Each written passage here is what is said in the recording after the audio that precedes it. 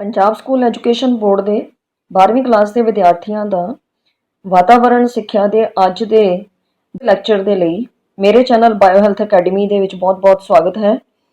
ਪਿਆਰੇ ਬੱਚੋ, ਅਸੀਂ ਅਧਿਆਇ ਚੌਥਾ ਜਿਹੜਾ ਵਾਤਾਵਰਣੀ ਪ੍ਰਬੰਧਨ ਭਾਗ 1 ਜਿਹਦਾ ਨਾਮ ਹੈ ਇਹ ਆਪਾਂ ਸ਼ੁਰੂ ਕੀਤਾ ਸੀਗਾ। ਪਿਆਰੇ ਬੱਚੋ, ਆਪਾਂ ਲੈਕਚਰ 1 ਤੇ ਲੈਕਚਰ 2 ਕਰ ਚੁੱਕੇ ਹਾਂ। ਹੁਣ ਆਪਾਂ ਕਰਾਂਗੇ ਲੈਕਚਰ 3 ਜਿਸ ਦੇ ਵਿੱਚ ਅਸੀਂ ਆਰਥਿਕ ਪਹਿਲੂ ਨੂੰ ਪੜਾਂਗੇ। ਹੁਣ ਆਪਾਂ ਪਹੁੰਚੇ ਹਾਂ ਇਕਨੋਮਿਕ ਪਹਿਲੂ ਦੇ ਉੱਤੇ। ਠੀਕ ਹੈ, ਸੋ ਇਕਨੋਮਿਕ ਪਹਿਲੂ ਜਿਹੜਾ ਆਰਥਿਕ ਪਹਿਲੂ ਕਹਿਲਾਉਂਦਾ ਹੈ।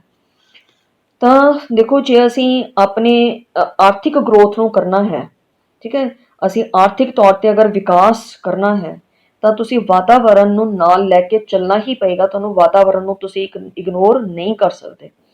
ਅਗਰ ਤੁਸੀਂ ਇੰਡਸਟਰੀਲਾਈਜੇਸ਼ਨ ਕਰਨੀ ਹੈ, ਤੁਸੀਂ ਉਦਯੋਗ ਲਗਾਉਣੇ ਹੈ, ਤੁਸੀਂ ਅਰਬਨਾਈਜੇਸ਼ਨ ਮਤਲਬ ਸ਼ਹਿਰੀਕਰਨ ਕਰਨਾ ਹੈ, ਠੀਕ ਹੈ, ਸੋ ਤੁਸੀਂ ਸੜਕਾਂ ਬਣਾਉਣੀਆਂ, ਤੁਸੀਂ ਡੈਮ ਬਣਾਉਣੇ ਹੈ, ਤਾਂ ਪਰ ਤੁਸੀਂ ਫਿਰ ਵਾਤਾਵਰਣ ਨੂੰ ਅੰਧਾਧੁੰਦ ਨੁਕਸਾਨ ਪਹੁੰਚਾਓਗੇ ਤਾਂ ਤੁਹਾਡਾ ਆਰਥਿਕ ਵਿਕਾਸ ਨਹੀਂ ਹੋਏਗਾ। ਠੀਕ ਹੈ, ਇਕਨੋਮਿਕ ਗਰੋਥ ਜਿਹੜੀ ਹੈ ਤੁਹਾਡੀ ਨਹੀਂ ਹੋਏਗੀ। ਵਾਤਾਵਰਣ ਨੂੰ ਨਾਲ ਲੈ ਕੇ ਚੱਲਾਂਗੇ ਤਾਂ ਹੋਏਗੀ ਵਾਤਾਵਰਣ ਦੀ। ਤਾਂ ਪਰ ਅਸੀਂ ਕੀਤਾ ਤਾਂ ਉਲਟਾ ਹੀ ਹੈ ਨਾ, ਕਿ ਅਸੀਂ ਵਿਕਾਸ ਦੇ ਨਾਲ ਨਾਲ ਇਕਨੋਮਿਕ ਗਰੋਥ ਦੇ ਨਾਲ ਨਾਲ ਅਸੀਂ ਆਪਣੇ ਵਾਤਾਵਰਣ ਨੂੰ ਬਹੁਤ ਜ਼ਿਆਦਾ ਡਿਸਟੋਰਟ ਕਰ ਦਿੱਤਾ ਹੋਇਆ, ਮਤਲਬ ਨੁਕਸਾਨ ਪਹੁੰਚਾਤਾ। ਅਸੀਂ ਵਾਤਾਵਰਣ ਨੂੰ ਇਤਨੀ ਵੱਡੀ ਹੱਦ ਤੱਕ ਤਬਾਹ ਕਰ ਦਿੱਤਾ ਹੈ ਕਿ ਅੱਜ ਇਸ ਦਾ ਸੰਤੁਲਨ ਹੀ ਵਿਗੜ ਗਿਆ ਹੈ। ਠੀਕ ਹੈ, ਸੋ ਇਹ ਜਿਹੜਾ ਇਹਦਾ ਵਾਤਾਵਰਣ ਦਾ ਜਿਹੜਾ ਇੰਨਾ ਨੁਕਸਾਨ ਅਸੀਂ ਪਹੁੰਚਾਇਆ ਹੈ ਕਿ ਉਸ ਦਾ ਸੰਤੁਲਨ ਹੀ ਵਿਗੜ ਗਿਆ ਹੈ। ਇਸ ਲਈ ਇਹ ਸਮੇਂ ਦੀ ਮੁੱਖ ਲੋੜ ਹੈ ਕਿ ਸਾਡੀਆਂ ਆਰਥਿਕ ਨੀਤੀਆਂ ਦੇ ਵਿੱਚ ਵਾਤਾਵਰਣ ਦਾ ਉਹ ਹਰ ਪਹਿਲੂ ਸ਼ਾਮਲ ਹੋਣਾ ਚਾਹੀਦਾ ਹੈ ਜੋ ਕਿਸੇ ਵੀ ਵਾਤਾਵਰਣੀ ਪ੍ਰੋਜੈਕਟ ਤੋਂ ਪ੍ਰਭਾਵਿਤ ਹੁੰਦਾ ਹੋਵੇ। ਠੀਕ ਹੈ, ਕੋਈ ਵੀ ਤੁਸੀਂ ਵਾਤਾਵਰਣੀ ਪ੍ਰੋਜੈਕਟ ਆਪਣਾ ਕੋਈ ਲਗਾਉਂਦੇ ਹੋ, ਕੁਝ ਵੀ ਮਤਲਬ ਪ੍ਰੋਜੈਕਟ ਲਗਾਉਂਦੇ ਹੋ, ਤਾਂ ਉਹ ਅਗਰ ਤੁਹਾਡੇ ਵਾਤਾਵਰਣ ਨੂੰ ਪ੍ਰਭਾਵਿਤ ਕਰਦਾ ਹੈ ਤਾਂ ਤੁਹਾਡੀ ਜਿਹੜੀ ਉਹ ਆਰਥਿਕ ਨੀਤੀ ਹੈ ਉਹਦੇ ਵਿੱਚ ਉਸ ਪ੍ਰੋਜੈਕਟ ਦੇ ਨਾਲ ਤੁਹਾਨੂੰ ਇਹ ਪਹਿਲਾਂ ਜਜਮੈਂਟ ਕਰਨੀ ਪਏਗੀ ਕਿ ਕੀ ਨੁਕਸਾਨ ਹੋ ਸਕਦਾ। ਡੈਮ ਹੀ ਲਗਾਉਣਾ ਹੈ, ਤੁਸੀਂ ਬਣਾਉਣਾ ਹੈ, ਤਾਂ ਤੁਹਾਨੂੰ ਪਹਿਲਾਂ ਇਹ ਦੇਖਣਾ ਪਏਗਾ ਕਿ ਵਾਤਾਵਰਣ ਨੂੰ ਕੀ ਨੁਕਸਾਨ ਇਹਦੇ ਨਾਲ ਹੋਏਗਾ।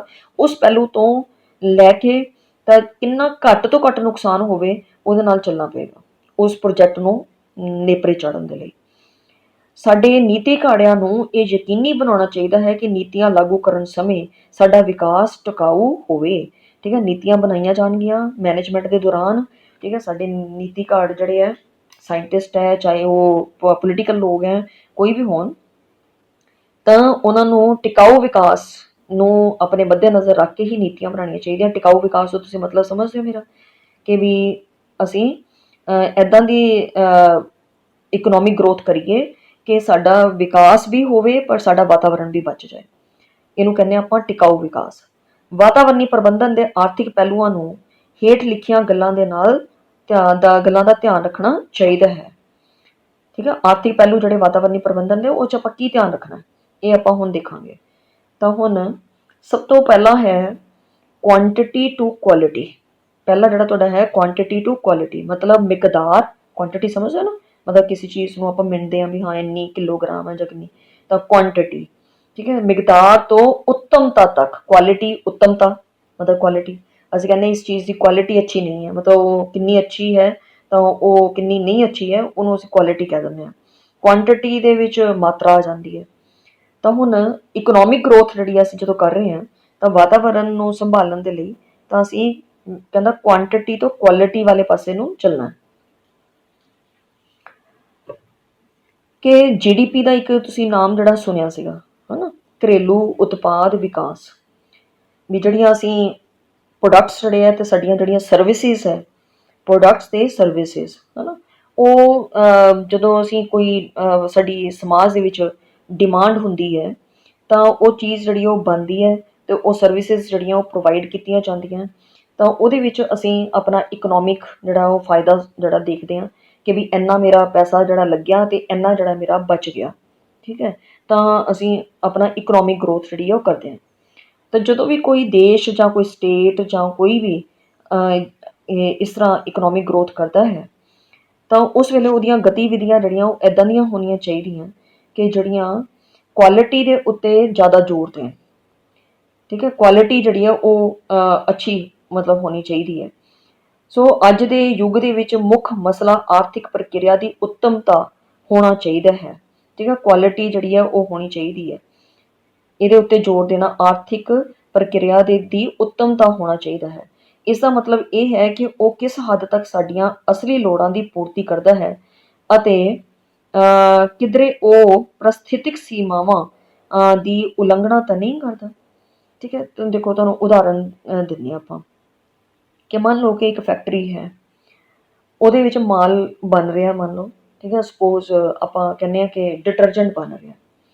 ਹੁਣ ਉੱਥੇ ਜਿਹੜੀ ਫੈਕਟਰੀ ਦੀ ਜਿਹੜੇ ਵੇਸਟ ਪਦਾਰਥ ਹੈ ਉਹ ਬਾਹਰ ਜਾ ਰਹੇ ਹੈ, ਕੁਛ ਪਾਣੀ ਦੇ ਵਿੱਚ ਸਿੱਟੇ ਜਾ ਰਹੇ ਹੈ ਅਤੇ ਕੁਛ ਚਿਮਨੀਆਂ ਦੇ ਰਾਹੀਂ ਹਵਾ ਦੇ ਵਿੱਚੋਂ ਦੀ ਨਿਕਲ ਰਹੇ ਹੈ। ਤਾਂ ਫਿਰ ਅਸੀਂ ਉਤਪਾਦ ਤਾਂ ਬਣਾ ਰਹੇ ਹਾਂ, ਆਪਣਾ ਪ੍ਰੋਡਕਟ ਤਾਂ ਬਣਾ ਰਹੇ ਹਾਂ, ਪਰ ਅਸੀਂ ਵਾਤਾਵਰਨ ਨੂੰ ਹਰ ਤਰੀਕੇ ਦੇ ਨਾਲ ਨੁਕਸਾਨ ਜਿਹੜਾ ਪਹੁੰਚਾ ਰਹੇ ਹਾਂ, ਉਹਦੇ 'ਚ ਪਾਣੀ 'ਚ ਹਵਾ ਦੇ ਵਿੱਚ ਨੁਕਸਾਨ ਪਹੁੰਚਾ ਰਹੇ ਹਾਂ। ਸਾਡੇ ਜਿਹੜਾ ਪ੍ਰਸਥਿਤਿਕ ਪ੍ਰਬੰਧ ਹੈ, ਈਕੋਸਿਸਟਮ ਹੈ ਜਿਹੜਾ ਸਾਡਾ, ਉਹਨੂੰ ਅਸੀਂ ਨੁਕਸਾਨ ਪਹੁੰਚਾ ਰਹੇ ਹਾਂ। ਤਾਂ ਫਿਰ ਉਹ ਕੁਆਂਟਿਟੀ ਤਾਂ ਹੋ ਗਈ, ਪਰ ਕੁਆਲਿਟੀ ਤਾਂ ਨਹੀਂ ਨਾ ਹੋਈ।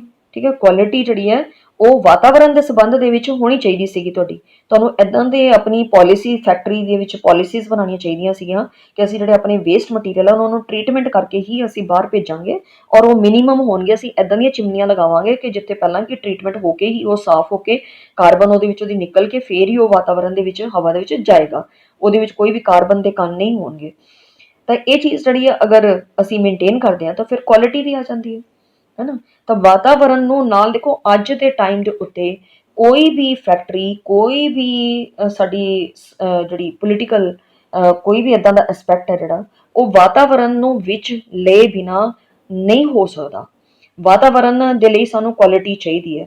ਸਾਡਾ ਇੱਦਾਂ ਦਾ ਟਿਕਾਊ ਵਿਕਾਸ ਚਾਹੀਦਾ ਹੈ ਜਿਹਦੇ ਵਿੱਚ ਕੁਆਲਿਟੀ ਹੋਵੇ, ਸਾਡੇ ਵਾਤਾਵਰਨ ਨੂੰ ਨੁਕਸਾਨ ਨਾ ਪਹੁੰਚਾਇਆ ਜਾਵੇ। ਠੀਕ ਹੈ ਨਾ। ਇਹ ਸਾਨੂੰ ਨਾਲ ਲੈ ਕੇ ਚੱਲਣਾ ਪਏਗਾ।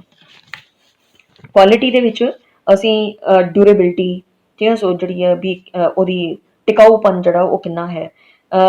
ਰਿਪੇਅਰੇਬਿਲਟੀ, ਕਿ ਅਸੀਂ ਕਿਸੇ ਚੀਜ਼ ਅਗਰ ਕੋਈ ਖਰਾਬ ਹੋ ਗਈ ਤਾਂ ਉਹਨੂੰ ਰਿਪੇਅਰ ਕਰਾਂਗੇ ਅਸੀਂ। ਅਪਗ੍ਰੇਡੇਬਿਲਟੀ, ਅਗਰ ਤੁਹਾਡੀ ਜਿਹੜਾ ਵਾਹਨ ਹੈ, ਮੰਨ ਲਓ ਕਿ ਉਹ ਜ਼ਿਆਦਾ ਐਮਿਸ਼ਨ ਕਰ ਰਿਹਾ ਤਾਂ ਅਸੀਂ ਉਹਨੂੰ ਅਪਗ੍ਰੇਡ ਕਰ ਦਈਏ ਕਿ ਵੀ ਉਹ ਘੱਟ ਗੈਸਾਂ ਜਿਹੜੀਆਂ ਛੱਡੇ। ਤਾਂ ਇੱਦਾਂ ਹੀ ਤੁਹਾਡੀ ਚਿਮਨੀਆਂ ਜਿਹੜੀਆਂ ਉਹ ਜ਼ਿਆਦਾ ਵੇਸਟ ਦੇ ਰਹੀਆਂ ਤਾਂ ਉਹਨੂੰ ਅਪਗ੍ਰੇਡ ਕਰ ਦਿਓ, ਕੁਛ ਇੱਦਾਂ ਦੇ ਉਪਕਰਨ ਲਗਾ ਦਿਓ ਉਹਨਾਂ ਦੇ ਵਿੱਚ। ਤਾਂ ਇਹ ਜਿਹੜਾ ਕੋਈ ਵੀ ਪ੍ਰੋਡਕਟ ਬਣ ਰਿਹਾ ਤਾਂ ਉਹਦੇ ਲੈਵਲ ਦੇ ਉੱਤੇ ਇਹ ਕੁਆਲਿਟੀ ਦੇ 3 ਐਸਪੈਕਟ ਜਿਹੜੇ ਉਹ ਦੇਖਣੇ ਪੈਣਗੇ: ਡਿਊਰੇਬਿਲਟੀ, ਰਿਪੇਅਰੇਬਿਲਟੀ ਐਂਡ ਅਪਗ੍ਰੇਡੇਬਿਲਟੀ। ਠੀਕ ਹੈ। ਤਾਂ ਇਹ ਜਿਹੜਾ ਸਾਨੂੰ ਦੇਖਣਾ ਪਏਗਾ। ਸੋ ਇਹ ਹੈ ਤੁਹਾਡਾ ਟਿਕਾਊ, ਮੁਰੰਮਤ ਯੋਗ ਤੇ ਮੁੜ ਵਰਤੋਂ ਯੋਗ।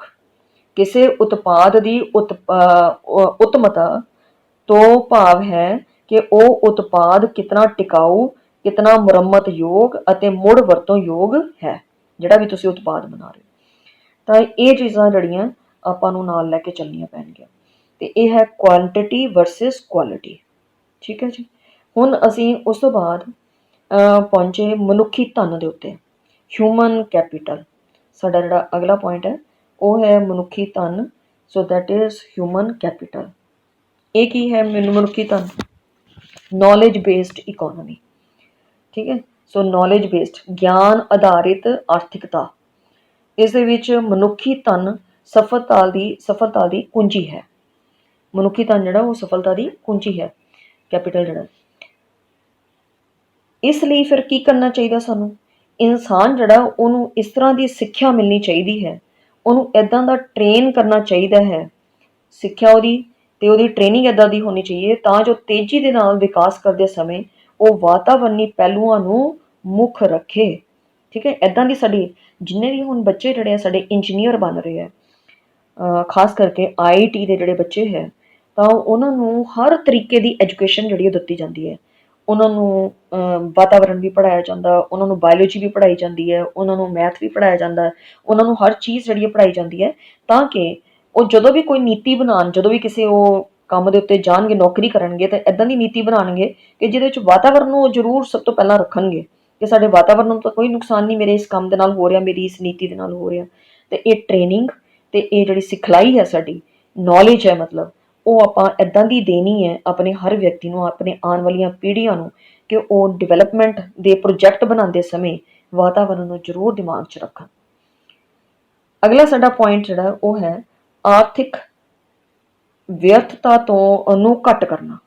ਠੀਕ ਹੈ। ਜਿਹੜੀ ਅਸੀਂ ਇਕਨੋਮਿਕ ਡਿਵੈਲਪਮੈਂਟ ਕਰਦੇ ਹਾਂ ਆਪਣੀ, ਤਾਂ ਉਹਦੇ ਵਿੱਚ ਦੇਖੋ ਇਹ ਵੀ ਜਿਹੜਾ ਸਾਡੇ ਜਿਹੜੇ ਨੀਤੀ ਕਾਰਡ ਹੈ ਜਿੰਨੇ ਵੀ ਸਾਡੇ ਲੋਕ ਜਿਹੜੇ ਆ ਇਕਨੋਮਿਕ ਗਰੋਥ ਦੇ ਨਾਲ ਜੁੜੇ ਹੋਏ ਆ, ਚਾਹੇ ਉਹ ਪੋਲੀਟੀਕਲ ਲੋਕ ਹੋਣ, ਚਾਹੇ ਉਹ ਕੋਈ ਵੀ ਆਪਣੇ ਕੰਮ ਧੰਦੇ ਕਰਦੇ ਆ, ਚਾਹੇ ਸਰਕਾਰੀ ਮੁਲਾਜ਼ਮ ਹੋਣ, ਕੋਈ ਵੀ ਹੋਣ, ਕੋਈ ਵੀ ਜਿਹੜਾ ਕੰਮ ਅਸੀਂ ਕਰਦੇ ਹਾਂ ਉਹਦੇ ਵਿੱਚ ਦੇਖੋ ਵੇਸਟ ਮਟੀਰੀਅਲ ਤਾਂ ਪੈਦਾ ਹੁੰਦਾ ਹੀ ਹੈ। ਠੀਕ ਹੈ, ਵੇਸਟ ਮਟੀਰੀਅਲ ਆਉਂਦਾ ਤਾਂ ਉਸ ਨੂੰ ਅਸੀਂ ਇਕਨੋਮਿਕ ਵੇਸਟ ਕਹਿੰਦੇ ਹਾਂ, ਇਕਨੋਮਿਕ ਵੇਸਟ। ਠੀਕ ਹੈ, ਤਾਂ ਜਦੋਂ ਵੀ ਅਸੀਂ ਜਿਹੜੀ ਵਾਤਾਵਰਨੀ ਵਿਕਾਸ ਜਿਹੜਾ ਕਰਨਾ ਹੈ ਤਾਂ ਆਰਥਿਕ ਵਿਕਾਸ ਦੁਆਰਾ ਉਹ ਪ੍ਰਭਾਵਿਤ ਹੋਏਗਾ ਹੀ ਹੋਏਗਾ। ਵਾਤਾਵਰਨੀ ਵਿਕਾਸ ਜਿਹੜਾ ਤੁਹਾਡਾ ਆਰਥਿਕ ਵਿਕਾਸ ਦੇ ਦੁਆਰਾ ਪ੍ਰਭਾਵਿਤ ਹੁੰਦਾ ਹੈ। ਇਸ ਲਈ ਅਸਮਰਥਾ ਪੈਦਾ ਕਰਨ ਵਾਲੀ ਇਨਐਫੀਸ਼ੀਐਂਸੀ, ਮਤਲਬ ਅਸਮਰਥਾ ਮਤਲਬ ਇਨਐਫੀਸ਼ੀਐਂਸੀ ਜਿਹੜੀ ਹੈ ਪੈਦਾ ਕਰਨ ਵਾਲੀ ਆਰਥਿਕ ਵਿਅਰਥਤਾ ਨੂੰ ਘਟਾਉਣਾ ਚਾਹੀਦਾ ਹੈ। ਜੋ ਵੀ ਤੁਹਾਡੀ ਵੇਸਟ ਹੈ, ਇਕਨੋਮਿਕ ਵੇਸਟ ਹੈ, ਜਿਹੜੀ ਇਨਐਫੀਸ਼ੀਐਂਸੀ ਦੇ ਵਿੱਚ ਭਾਗੀਦਾਰ ਹੋਵੇ ਉਹਨੂੰ ਅਵੋਇਡ ਕਰਨਾ ਚਾਹੀਦਾ।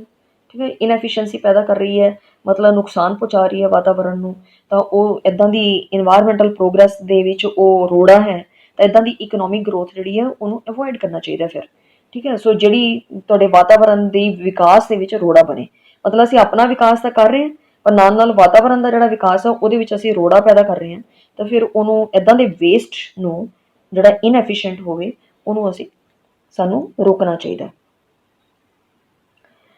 ਸੋ ਦੇਖੋ ਥੋੜ੍ਹਾ ਜਿਹਾ ਇਕਨੋਮਿਕ ਵੇਸਟ ਦੇ ਬਾਰੇ ਥੋੜ੍ਹਾ ਜਿਹਾ ਆਪਾਂ ਹੋਰ ਇਹਨੂੰ ਜੋੜਦੇ ਹਾਂ ਇਹਦੇ ਵਿੱਚ। ਇੱਥੇ ਤੁਹਾਡੀ ਕਿਤਾਬ ਦੇ ਵਿੱਚ ਨਹੀਂ ਦਿੱਤਾ ਹੋਇਆ, ਮੈਂ ਤੁਹਾਨੂੰ ਸਮਝਾਉਣ ਦੀ ਕੋਸ਼ਿਸ਼ ਕਰਦੀ ਇਹਨੂੰ ਹੋਰ।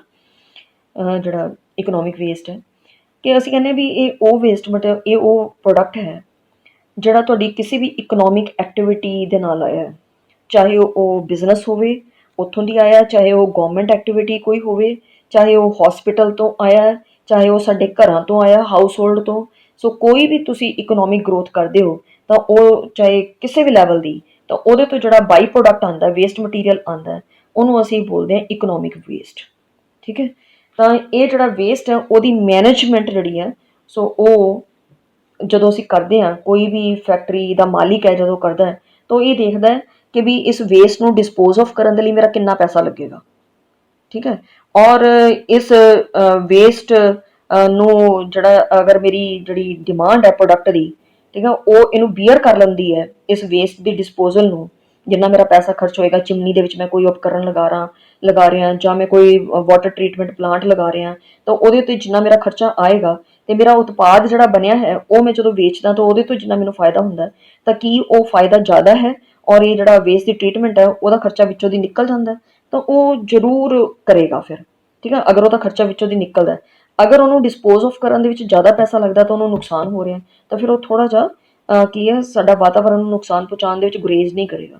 ਇਸ ਚੀਜ਼ ਨੂੰ ਫਿਰ ਗਵਰਨਮੈਂਟ ਨੂੰ ਦੇਖਣਾ ਪਏਗਾ ਕਿ ਵੀ ਹਰ ਇੱਕ ਰੂਲਸ ਇੱਦਾਂ ਦੇ ਬਣਾਉਣੇ ਚਾਹੀਦੇ ਹੈ ਕਿ ਇਕਨੋਮਿਕ ਜਿਹੜਾ ਗਰੋਥ ਹੈ ਉਹਦੇ ਨਾਲ ਵੇਸਟ ਟਰੀਟਮੈਂਟ ਜਿਹੜੀ ਕੰਪਲਸਰੀ ਕਰਨੀ ਚਾਹੀਦੀ ਹੈ ਹਰ ਇੱਕ ਨੂੰ, ਚਾਹੇ ਉਹ ਕੋਈ ਵੀ ਹੋਵੇ, ਚਾਹੇ ਉਹ ਫੈਕਟਰੀ ਵਾਲੇ ਹੋਣ, ਚਾਹੇ ਬਿਜ਼ਨਸਮੈਨ ਹੋਵੇ, ਚਾਹੇ ਕੋਈ ਵੀ ਹੋਵੇ। ਤੇ ਇਹ ਹੈ। ਉਸ ਤੋਂ ਬਾਅਦ ਆ ਗਏ ਆਪਾਂ ਹੁਣ ਵਾਤਾਵਰਨ ਨੂੰ ਜੋੜਨਾ, ਇੰਟੈਗਰੇਟ, ਵਾਤਾਵਰਨ ਨੂੰ ਜੋੜਨਾ, ਇੰਟੈਗਰੇਟ ਇਨਵਾਇਰਮੈਂਟ। ਠੀਕ ਹੈ, ਤਾਂ ਕੀ ਹੈ, ਬਹੁਤ ਸਾਰੀਆਂ ਕਹਿੰਦਾ ਸਰਕਾਰਾਂ ਵਾਤਾਵਰਨੀ ਤੱਥਾਂ ਵੱਲੋਂ ਆਰਥਿਕ ਪਹਿਲੂਆਂ ਨੂੰ ਵੱਧ ਮਹੱਤਵ ਦਿੰਦੀਆਂ ਹਨ। ਬਹੁਤ ਸਾਰੀਆਂ ਸਰਕਾਰਾਂ ਵਾਤਾਵਰਨੀ ਤੱਥਾਂ ਨਾਲੋਂ ਆਰਥਿਕ ਪਹਿਲੂਆਂ ਨੂੰ ਵੱਧ ਮਹੱਤਵ ਦਿੰਦੀਆਂ ਹਨ। ਵਾਤਾਵਰਨੀ ਪ੍ਰਬੰਧਨ ਸਮੇਂ ਇਹ ਜ਼ਰੂਰੀ ਹੈ ਕਿ ਸਮਾਜਿਕ ਅਤੇ ਵਾਤਾਵਰਨੀ ਕਾਰਕਾਂ ਨੂੰ ਆਰਥਿਕ ਫੈਸਲਿਆਂ ਦੇ ਨਾਲ ਜੋੜ ਕੇ ਵੇਖਿਆ ਜਾਵੇ। ਤਾਂ ਉਹੀ ਜਿਹੜਾ ਮੈਂ ਪਹਿਲਾਂ ਦੱਸਿਆ ਤੁਹਾਨੂੰ ਕਿ ਉਹੀ ਚੀਜ਼ ਹੈ ਕਿ ਜਦੋਂ ਵੀ ਅਸੀਂ ਕੋਈ ਵੀ ਗਰੋਥ ਕਰਦੇ ਹਾਂ, ਵਾਤਾਵਰਨੀ ਪ੍ਰਬੰਧਨ ਕਰਦੇ ਹਾਂ, ਤਾਂ ਸਾਡਾ ਸਮਾਜਿਕ ਅਤੇ ਵਾਤਾਵਰਨੀ ਕਾਰਕਾਂ ਨੂੰ ਆਰਥਿਕ ਫੈਸਲਿਆਂ ਦੇ ਨਾਲ ਜੋੜ ਕੇ ਹੀ ਪਾਲਿਸੀਜ਼ ਜਿਹੜੀਆਂ ਉਹ ਬਣਾਈਆਂ ਜਾਣਗੀਆਂ। ਇਸ ਤੋਂ ਨਹੀਂ ਬਣਾ ਸਕਦੇ, ਤੁਸੀਂ ਅਲੱਗ ਨਹੀਂ ਬਣਾ ਸਕਦੇ। ਅਗਲਾ ਹੈ ਸੰਸਾਰ ਦੇ ਮਾਣਕ, ਸੰਸਾਰ ਦੇ ਮਾਣਕ, ਗਲੋਬਲ ਸਟੈਂਡਰਡਸ। ਇਹ ਕੀ ਹੈ, ਬਹੁਰਾਸ਼ਟਰੀ ਜਿਹੜੀਆਂ ਮਲਟੀਨੈਸ਼ਨਲ ਕੰਪਨੀਆਂ ਹੁੰਦੀਆਂ ਵਾਤਾਵਰਨ ਦੇ ਨਾਲ ਸੁਮੇਲ ਰੱਖਦੀਆਂ, ਤਕਨੀਕਾਂ, ਪ੍ਰਕਿਰਿਆਵਾਂ ਅਤੇ ਪ੍ਰਬੰਧਕੀ ਕਿਰਿਆਵਾਂ ਸੁਝਾਅ ਸਕਦੀਆਂ ਹਨ ਜੋ ਕਿ ਸਾਰੇ ਵਿਸ਼ਵ ਦੇ ਲਈ ਵਾਤਾਵਰਨ, ਸਿਹਤ ਅਤੇ ਸੁਰੱਖਿਆ ਦੇ ਇਕਸਾਰ ਮਾਣਕ ਰੱਖਣ ਦੇ ਵਿੱਚ ਸੰਭਵ ਹੋ ਸਕਦਾ ਹੈ। ਕਿ ਜਿਹੜੀਆਂ ਮਲਟੀਨੈਸ਼ਨਲ ਕੰਪਨੀਆਂ ਕਹਿੰਦਾ ਤਾਂ ਉਹ ਇੱਦਾਂ ਦੀਆਂ ਤਕਨੀਕਾਂ ਸਾਨੂੰ ਪ੍ਰੋਵਾਈਡ ਕਰ ਸਕਦੀਆਂ ਔਰ ਇੱਦਾਂ ਦਾ ਜਿਹੜੇ ਸਾਨੂੰ ਪ੍ਰਕਿਰਿਆਵਾਂ ਜਿਹੜੀਆਂ ਉਹ ਦੇ ਸਕਦੀਆਂ, ਇੱਦਾਂ ਦੇ ਪ੍ਰਬੰਧਨ ਦੇ ਪ੍ਰਕਿਰਿਆਵਾਂ ਦੇ ਸੁਝਾ ਸਕਦੀਆਂ ਕਿ ਜਿਹੜੇ ਵਿਸ਼ਵ ਭਰ ਦੇ ਵਿੱਚ ਵਾਤਾਵਰਣ, ਸਿਹਤ ਅਤੇ ਸੁਰੱਖਿਅਨ ਦੇ ਲਈ ਇੱਕ ਸਟੈਂਡਰਡ ਮਾਨਕ ਜਿਹੜੇ ਹੈ ਬਣਾ ਦੇਵੇ ਕਿ ਵੀ ਪੂਰੇ ਗਲੋਬ ਦੇ ਵਿੱਚ ਇਹ ਸਟੈਂਡਰਡ ਜਿਹੜੇ ਉਹ ਸਭ ਨੂੰ ਮੰਨਣੇ ਹੀ ਪੈਣਗੇ। ਤਾਂ ਉਹਨਾਂ ਨੂੰ ਅਸੀਂ ਕਹਿੰਦੇ ਸੰਸਾਰ ਦੇ ਮਾਨਕ। ਉਸ ਤੋਂ ਬਾਅਦ ਹੈ ਤਕਨੀਕੀ ਪਹਿਲੂ। ਇਹ ਬੜਾ ਜ਼ਰੂਰੀ ਹੈ।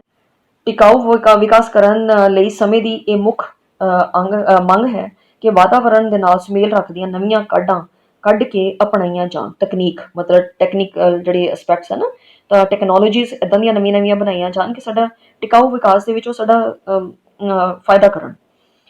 ਤਕਨੀਕੀ ਪਹਿਲੂ ਦੇ ਵਿੱਚ ਤਕਨੀਕ ਦੇ ਉਹ ਸਾਰੇ ਵਿਕਾਸ ਸ਼ਾਮਲ ਹਨ ਜੋ ਵਾਤਾਵਰਣ ਦੇ ਪ੍ਰਬੰਧਨ ਦੇ ਵਿੱਚ ਮਦਦ ਕਰ ਸਕਦੇ ਹਨ।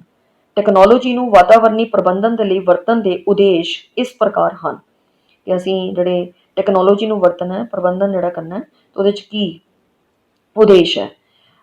ਮਨੁੱਖ ਦੁਆਰਾ ਨਿਰਮਿਤ ਪ੍ਰਦੂਸ਼ਣ ਨੂੰ ਘਟਾਉਣਾ ਤੇ ਸਾਫ਼ ਕਰਨਾ ਤੇ ਭਵਿੱਖ ਦੇ ਵਿੱਚ ਪ੍ਰਦੂਸ਼ਣ ਨਹੀਂ ਦਾ ਉਦੇਸ਼।